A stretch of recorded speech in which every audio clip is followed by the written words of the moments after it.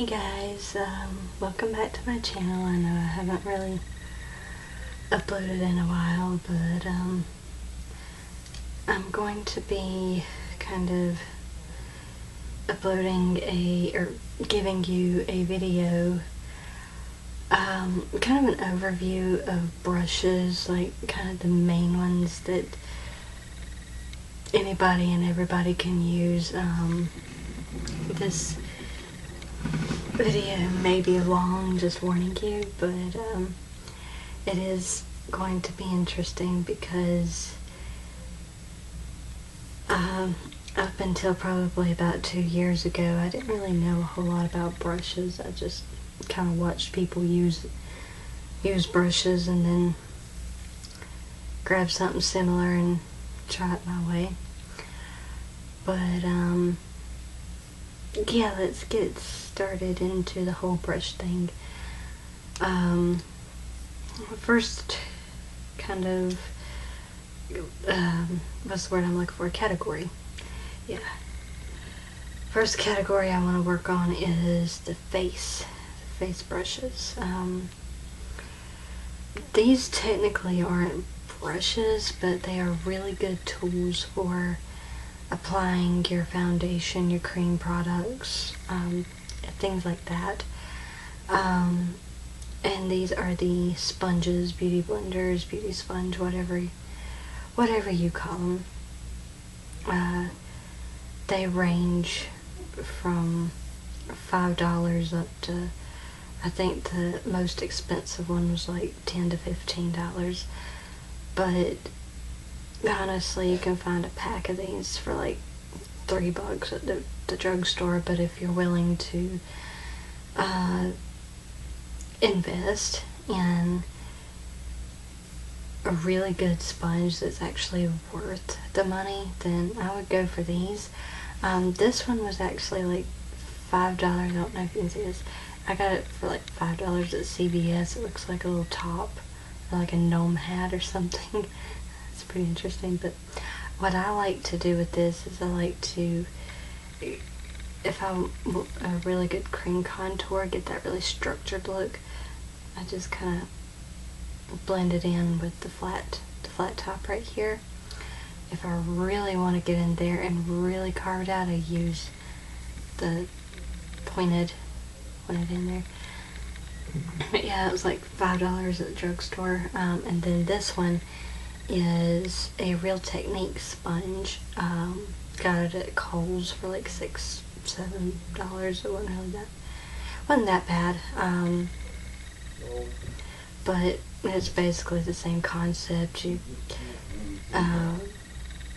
dampen it and you squeeze it out 10 to 20 times, make it really, really damp. You do not want it soaking wet, or it's just going to defeat the purpose and take your makeup off. But you want it really damp, and that's how you blend it out. That's a good way, especially if you're applying your concealers in the morning when your eyes are still tired and really not looking that great. That's a good way to waken your eyes up and make sure your concealer isn't settling in those fine lines. And trust me, I've been there before, and it's not fun. Alright, moving on. And this is another brush from Real Techniques, and I will try to mention the brands if I know the brands, because some of these were gifts. But I'll try to mention the brands if I know them or know where to get them. But all these are pretty inexpensive, not hard to come by at all. In fact, one of the eye brushes that I'm going to show you was actually part of a paintbrush kit. Yeah, you can use paintbrushes for your eyes and for your face, really. But moving on to this one, this is actually a kabuki brush from Real Techniques, and I really like how soft it is. It's very flexible. But if you bring I guess you could say a nozzle, if you bring the nozzle up just a little bit, it becomes even denser, where you can really get in there and get the product on the way you need it to be and be very precise. I like this because it's travel friendly. You don't have to worry about the bristles getting messed up, because you can pull the nozzle all the way up, and the lid goes right on it. It'll push the nozzle back down, and your brush is good to go. The next two are kabuki brushes. This one is actually from Sally's Beauty Supply, and it needs to be washed.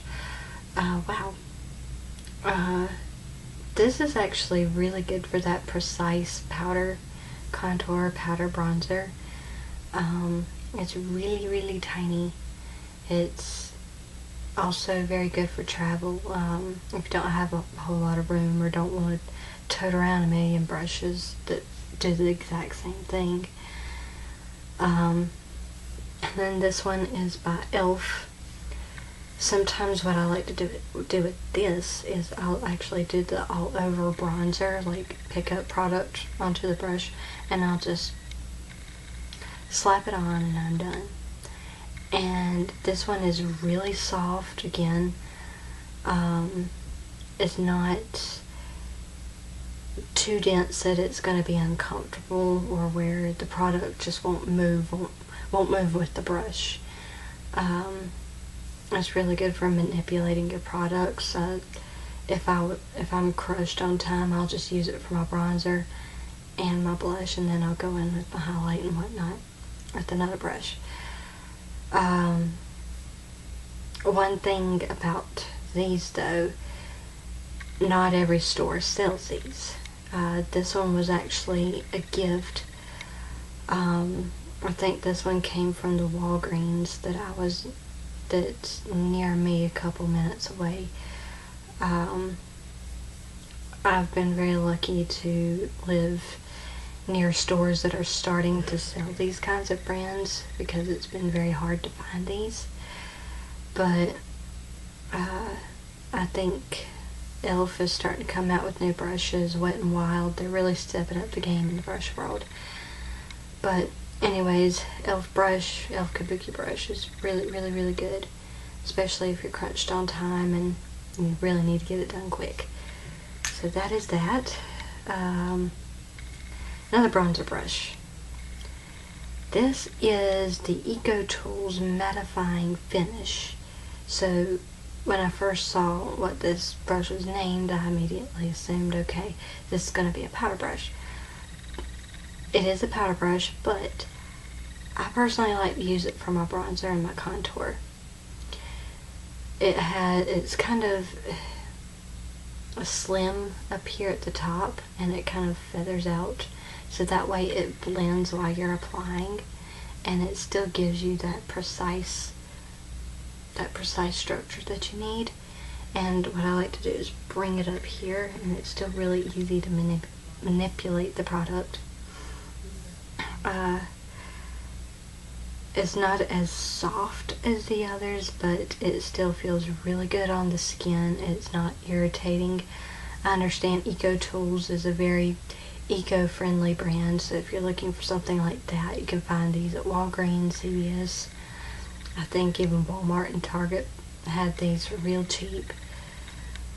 One more bronzer brush, or actually I've got two more here.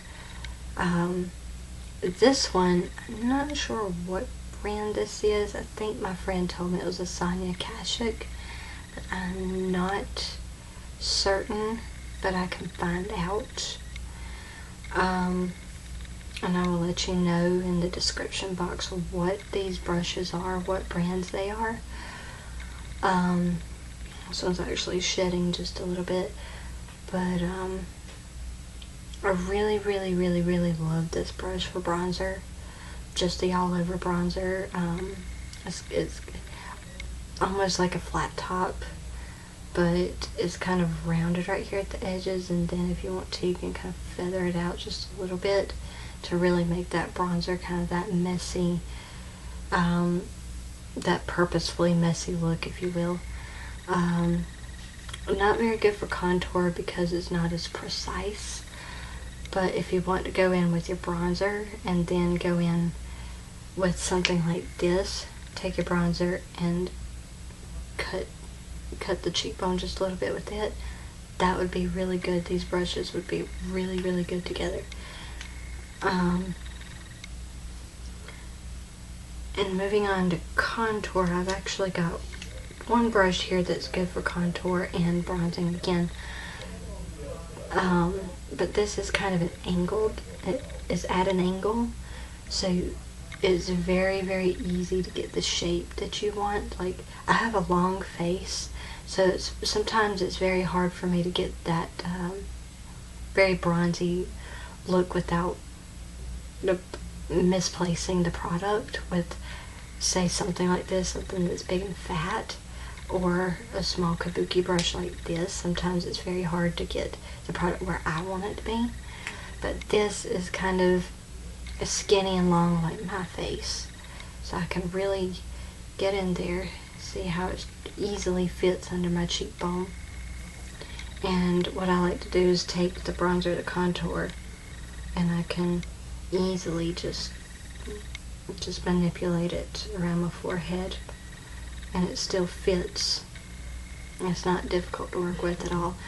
This one is a Sonia Kashuk contour brush. The only place that I know of that sells Sonia Kashuk is Target.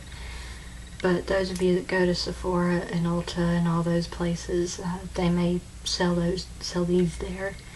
But I love the Sonia Kashuk line. I've got several of her makeup products.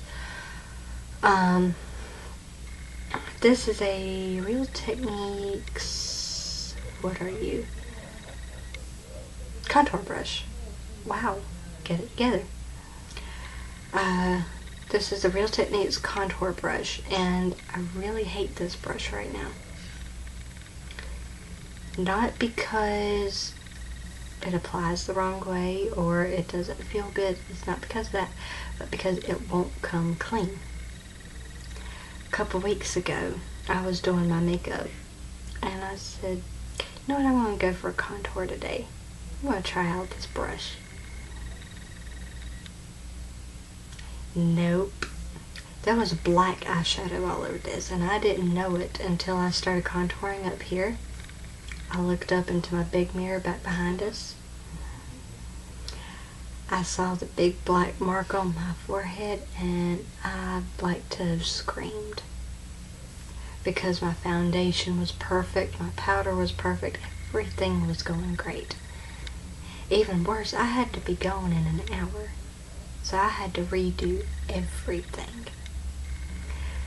But anyways, this is a really, really good contour brush from my experience, other than the black eyeshadow that's still in it. It's very good to get the precision again. Real Techniques has really, really, really gotten into the brush game, and I really love their brand.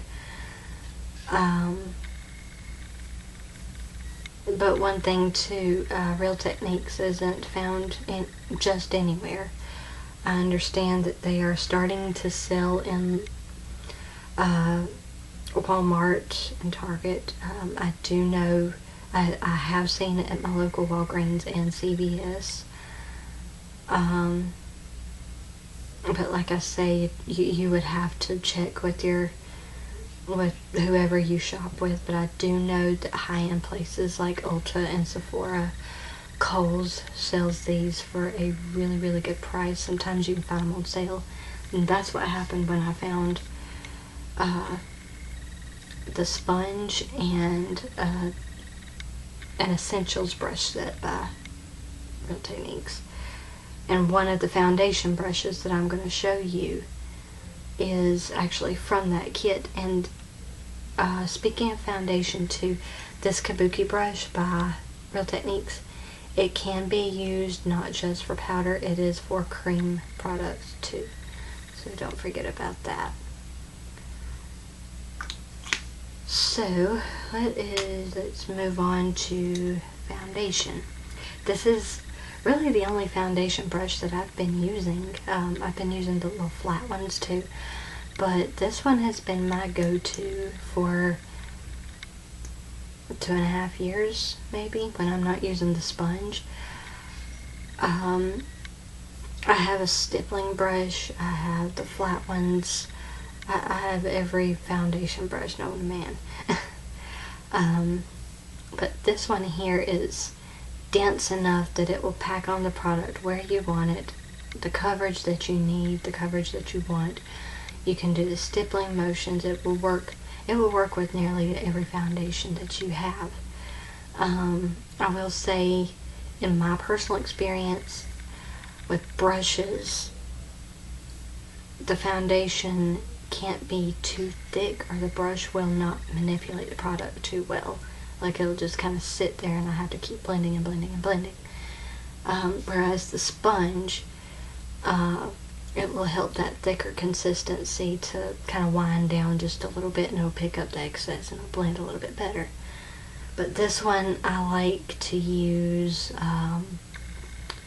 what is it, the Maybelline Liquid Mousse Foundation. I like to use this one, or that one for that. Sometimes I like to use, I don't remember the other foundation that I use. It's a little bit of a thinner consistency. I like to use the sponge for that one too, but this brush is good for almost any foundation. You can use it to contour again. I've seen people use cream contour with this one. That's really good. Cream blush is really good with this one. If I'm not mistaken, if I've done my research right and heard other beauty gurus right, let's get it together. If I have heard them correctly, this is actually a synthetic brush. So synthetic brushes are going to be the best for your cream and your liquids. Keep that in mind when you are choosing what you want to use this brush for, as opposed to the brush I'm going to show you next, which is my go-to for blush recently. And this is also part of that line that I think is Sonia Kashuk, I'm not sure. But this is an angled blush brush. Blush brush. Wow. But what I really like about the angled face brushes is someone with a longer face. Like I said, it's sometimes hard to get the product placement just right with a bigger, fatter brush. But with this, I can really get in here and I can really place it where I want it without it getting everywhere. But I really like this brush. But anyways, talking about the synthetic and the goat hair and whatnot, this is a synthetic brush. They're usually black. They've got a black color, a lot more denser. This is a goat hair brush. It's going to be a lot lighter. It's not going to be quite as dense. They are usually the color of white or something light. Keep in mind, when someone says goat hair, as far as I know, no animals have been hurt. They simply give the animal a haircut and wash the hair and send it off to the brush makers. That's all I know. But I don't have $200 to spend on a special brush set because somebody is terrified that animals have been hurt. But yeah, this is a goat hair brush. Moving on to the eyes, and I think we'll be done. I've got a lot of eye brushes, so bear with me. This is going to be a very long video. I'm pretty sure it already is. But anyways, yeah, about about the whole animal cruelty thing. I do care about animals. I love animals. I would take a bullet for them any day, but sometimes you gotta use common sense and get the $10 brush that does the same thing as a vegan or whatever they're called, that's cruelty free. But anyways, moving on to eyes. I'm not sure where to go with this. I'll start out with my go-to transition. Whoa, that's still a high product on it. This is my go-to transition brush. This is going to be the brush that will put your transition color in the crease, and that color will help it will help the other shades, pardon me, it'll help the other shades to blend better, and it will help, it almost acts as a second primer when you set your eye primer, if that makes any sense whatsoever. But this is your transition brush. This is from a drugstore brand called Studio 360, if I'm not mistaken. That kit that I got, that this came in, it was a birthday gift, but I seem to remember it's only like $10 maybe for that entire kit, and I think it's like 6 or 7 pieces. Not a bad bargain at all. But yeah, these are really, really good. And if I'm not mistaken, 360 is animal cruelty. Somebody correct me if I'm wrong on that, but I think they're going that route. So if you're looking for something like that, EcoTools, 360, Real Techniques, I think they're on that route as well. The next one is I believe it's a BH Cosmetics brush. It's a tiny, tiny, tiny little pencil brush. And I like to use it under the eye. If I'm not using an actual eyeliner, I can take a little bit of eyeshadow and I can just run it along my lash line down here with this brush. And BH Cosmetics brushes are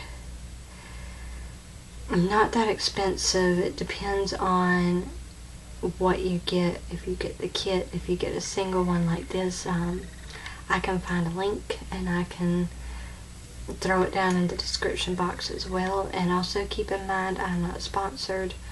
These brands have no idea I exist, other than the fact that I sometimes comment on the Real Techniques videos.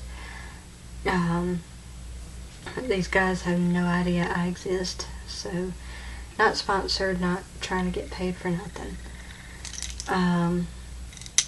The next brush is a really good transition brush and blending brush. Again, I've got 2 other brushes here that might be out of that Sonia Kashuk collection. I'll talk about these 3 and knock them out of the way so we can save time. But this is a really good blending brush. It will help with your crease and above the crease. This particular one I wouldn't use under the eye. It's a little bit scratchy for me under the eye, but up here it's absolutely perfect. And also another thing about this one too, I've noticed that creamy formulas, like the creamy eyeshadows, not actual cream, but just the creamier, but what's the word, buttery formulas, I've noticed that this brush will not blend those as well, so be on the lookout for that. And I'm running out of time. I may have to cut this short, but I'll keep going as long as I think I can go. This is a flat, actually before I go into this one, we all know what this one is. Just brushes out your brows, and this side brushes out your eyelashes. Everybody knows how to do that, I hope. I can go into more detail about that one if you'd like, maybe an eyebrow tutorial. This is a flat definer brush. These two are flat definer brushes. Now this one came from that painter's kit. It's really good for under the eye, that light wash of color. It gives the effect, the illusion of eyeliner.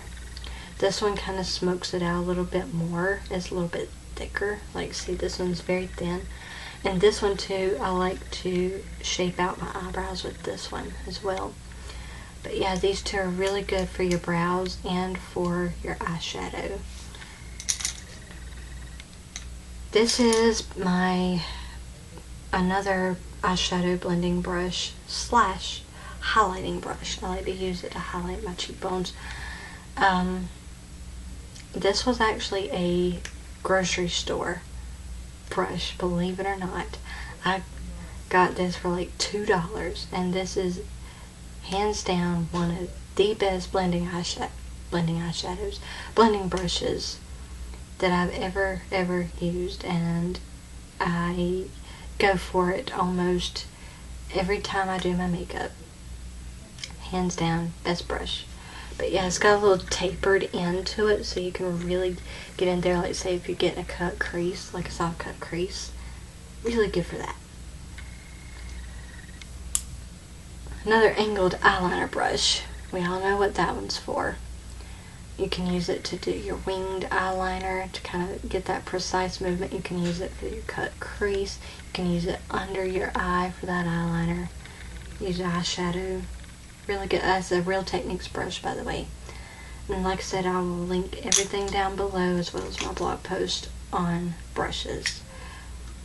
Last two. And going on 9 minutes left on my camera. Wow. Anything that you don't understand, I will try to explain things in a blog post that I have already made. I will link that down below. These two are the classic throw on your eyeshadow wash of color kind of brush. I've got two of these. One is to set my eye primer with the powder. This is it. Very dense. It will pat the color on very well. And this one is kind of like that light wash of color. It's very floofy, if that's even a word. It's not quite as dense as the other one, but this one is one by Color Mates from, I think it was like a dollar store kind of brush, but yeah, really good for just that light wash of color if you don't really need anything to, like, don't need a really good dramatic eye or anything. You just want something.